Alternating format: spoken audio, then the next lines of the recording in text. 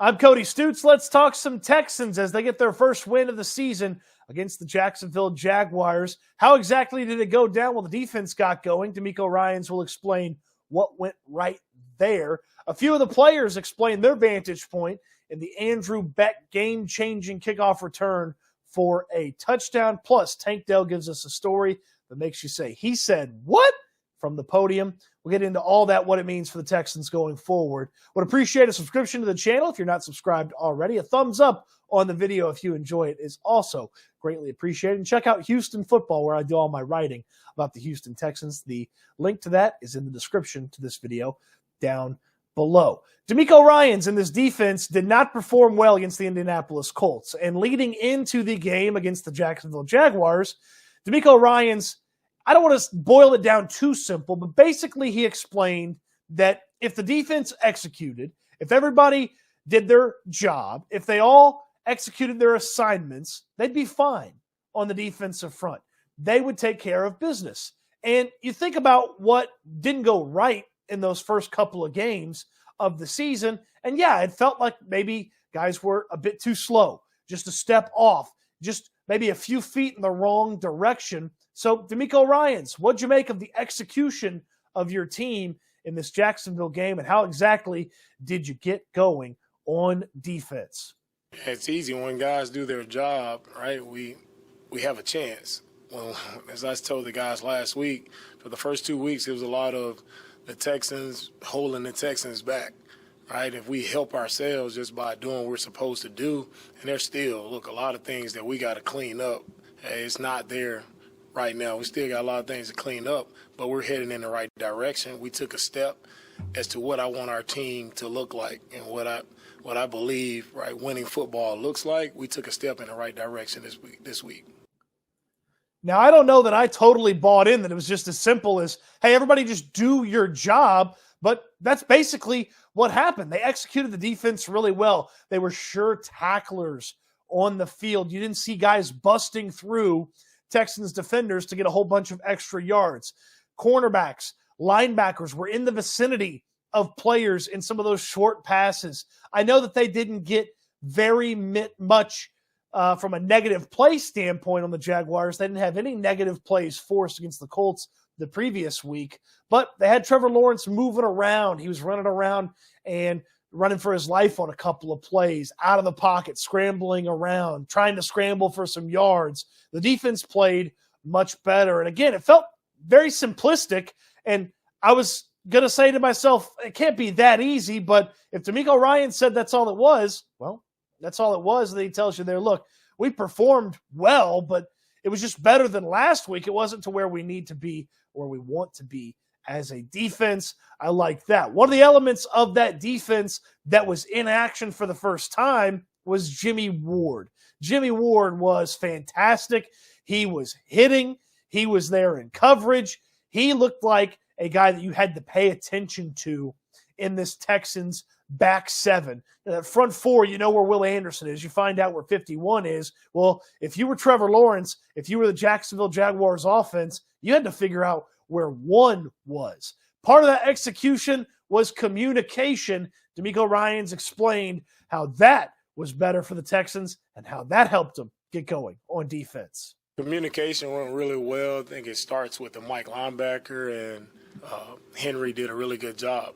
Put a lot on his plate as a young player. He communicated well, got the guys lined up, but also having Jimmy Ward back, patrolling, all right, this at the safety position, that was really big for us. So Jimmy and Henry and they're communicating together. It was really well. It was good to see those guys work well together and to see them make the plays that they made. When you think about what Jimmy Ward brings to the table, it's not just 9 years of NFL experience prior to arriving with the Houston Texans, but it's also a knowledge of this defense, an expectation of what this defense is supposed to look like, and Ward's explanation that he said, hey, I'm still Jimmy Ward. I just did everything that I usually do. I didn't change anything about how I approach things. You think about what this defense is supposed to look like when it's run at its peak with like San Francisco last year. Guys like Jimmy Ward getting a young guy like Henry To'oTo'o in the right spot and then trusting a young guy like Henry To'oTo'o, having him up to speed, and he played much better than he did against the Ravens and against the Indianapolis Colts. That's a big step forward for this defense. And then you start to let your mind wander about how good can this defense really get. Jalen Petrie could return against the Pittsburgh Steelers. You'll have Jimmy Ward. Those two will play together for the first time in the regular season once Petrie is back. And then down the road, the eventual return of Derek Stingley, Denzel Perryman back in the lineup. Now all of a sudden, not only are you putting guys in there that have practiced a bunch together, but you've added to the depth part of the equation as well. Depth guys that you can trust. If Perryman's not in there, you can trust Henry To'oTo'o. Guys aren't available. Blake Cashman steps up when he gets the opportunity. You start adding players that you can trust in the starting lineup. You start improving your depth, and all of a sudden that defense has a little bit better day week in and week out from that standpoint. It's a big positive. It's something to pay attention to for this team. And ultimately, you could see the best version of this defense once Derek Stingley gets back, whenever that may be. It may be a while, but once he gets back, if he, Ward, Petrie, Steven Nelson are all healthy together at the same time, that's supposed to be one of the best elements of this team, that secondary, and seeing those players all together would be a fantastic sight this season. I'll settle for Ward and Petrie this week, though. Derek Stingley's down the road, but if you get Ward and Petrie back on the field against this Pittsburgh Steelers team, I like the Texans' chances to slow down Pittsburgh's offense coming off of their performance on Sunday Night Football. Speaking of units that were supposed to be really good, this offensive line was supposed to be really good. And then everybody got hurt, including Laramie Tunsil, who didn't play on Sunday. But Josh Jones and the four other offensive linemen played their second game together and played really well. They went from allowing 6 sacks the previous week to 0 sacks this week. 11 sacks allowed by this offensive line in the first 2 games and 0 sacks allowed against the Jacksonville Jaguars. DeMeco Ryans explains a variety of reasons why they were able to protect the franchise QB.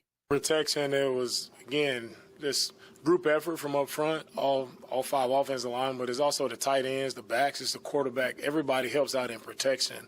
So it's not just the offensive line. The offensive line did a really great job, but thought our backs stepped up. They protected well. CJ did a very good job of delivering the ball on time, getting it out quick, speeding up his process when he needed to speed it up versus pressure. So it was a team effort when it came to the protection. But credit to the O-line. They did a really nice job. The 5 offensive linemen did a nice job. If you go back and you see some of the portions of the game, Mike Boone in there from the running back spot taking care of business with a couple of opportunities in the pass blocking. Damian Pierce, he's not afraid of contact. He was getting in there, getting dirty on pass blocking. Tegan Quintiriano had a play, I believe it was the Tank Dell touchdown reception, where he's holding off a guy, gives C.J. Stroud just enough time to maneuver in the pocket, get the throw off to Tank Dell for the touchdown that really put that thing out of reach for the Jacksonville Jaguars and really sort of finished off Jacksonville in that game. It's not just those 5 guys. It's the tight ends. It's the running backs. It's the way you operate as an offense, and it's C.J. Stroud getting rid of the football. All those things come into play in making sure that you're holding off the Jacksonville Jaguars pass rush a little bit. There's a couple of more things about this too. One, I just felt like the offense operated better overall. The play calling was better, and Bobby Slowick and CJ Stroud deserve a lot of credit from that standpoint. Slowick in dialing up the plays he did, Stroud in the decision-making and his pocket mobility that he had, the way he was able to maneuver and trust that offensive line. CJ Stroud told us at the podium, hey, these offensive linemen, they fight for me, I'm going to fight for them. Well, they fought hard on Sunday, and they kept C.J. Stroud upright. That was one of the elements. The other element was I've vastly overrated what the Jacksonville Jaguars bring to the table from a pass rush perspective. Josh Allen, K'Lavon Chaisson, they were not as nasty as I thought they were going to be from that standpoint, and that has to be one of the most disappointing elements of Jacksonville's performance is that they weren't able to get any pressure on a consistent basis on C.J. Stroud when he'd been sacked 11 times already. They got a few QB hits in there. K'Lavon Chaisson got one of the big hits in there.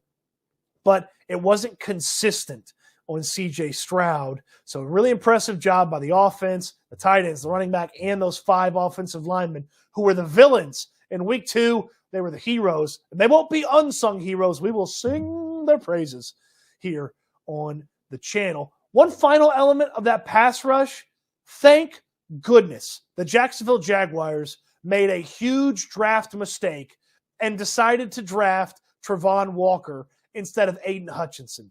Aiden Hutchinson's fantastic for the Detroit Lions. He was one of the best defensive rookies in all of football last year. He was fantastic again on Sunday for the Lions when he had 2 sacks. What did Travon Walker do? Yeah, I'll wait. I'll wait while you try to figure out what Travon Walker did. This guy was the number 1 overall pick in the 2022 NFL Draft, and I didn't even pay attention to where he was on the field.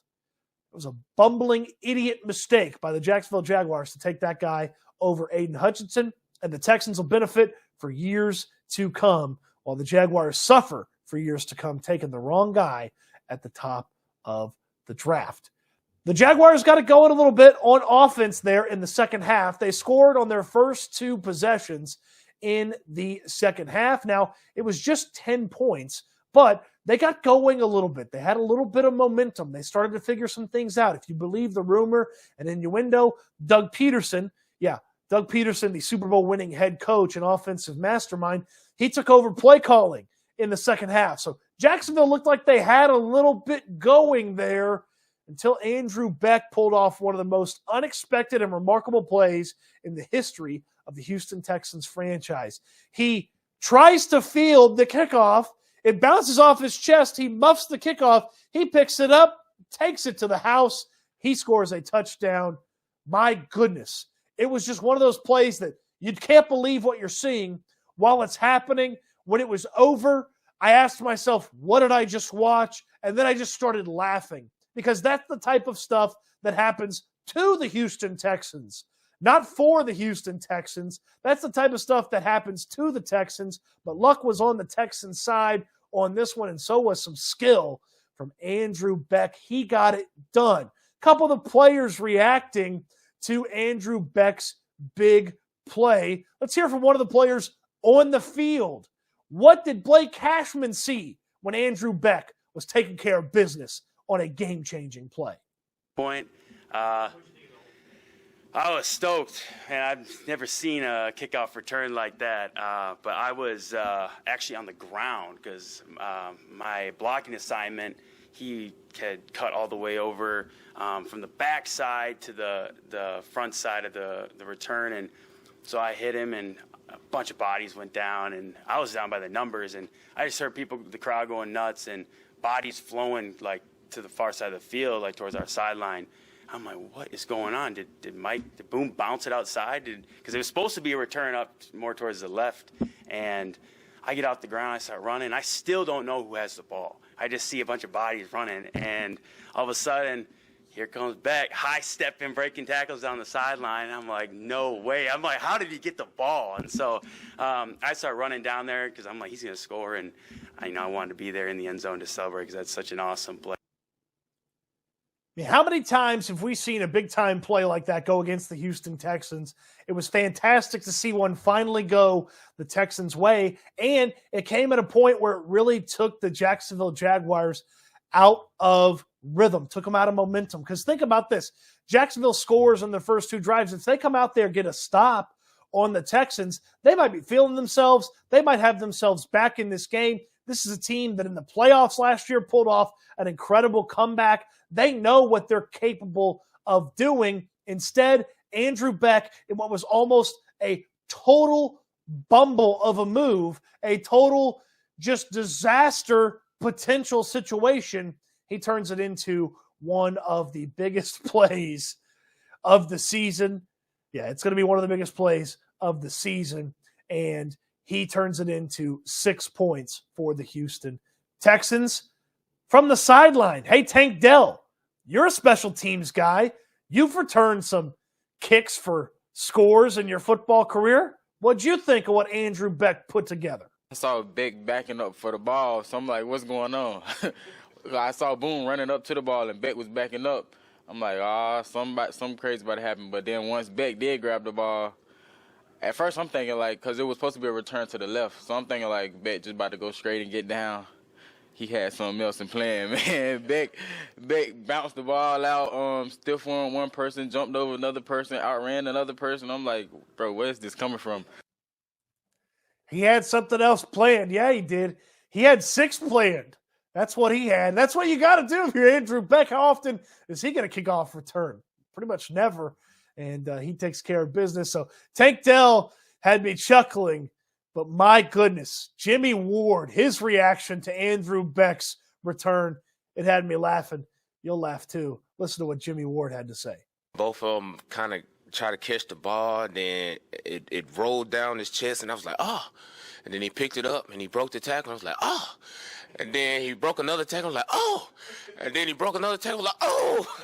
And he broke another. I was like, oh. I was like, oh, he finished score. And he scored. So hopefully I see that on ESPN Top 10. It was one of those moments that you can't believe it happened, and it happened. And that was one of the craziest plays I ever seen in the NFL since I've been in the league. And it's been 10 years since I've been in the league. It's crazy. It was crazy. And I believe the Texans still win, even if they don't get that play. But it was a huge moment in the second half. It took a lot of the energy out of the Jaguars. They were able to put a few more points on the board, but the Texans were able to outgun them in the second half. Hold on for the victory. It wasn't even really a hold on. They took care of business, and they won handily against Jacksonville on the road in their second AFC South matchup of the season. Won't be as easy when the Pittsburgh Steelers come to town. We'll talk about that throughout the week on the channel. You don't want to miss the previews for that. But one more thing wrapping up this game in Jacksonville against the Jaguars. Tank Dell from the state of Florida had a bunch of his family in attendance.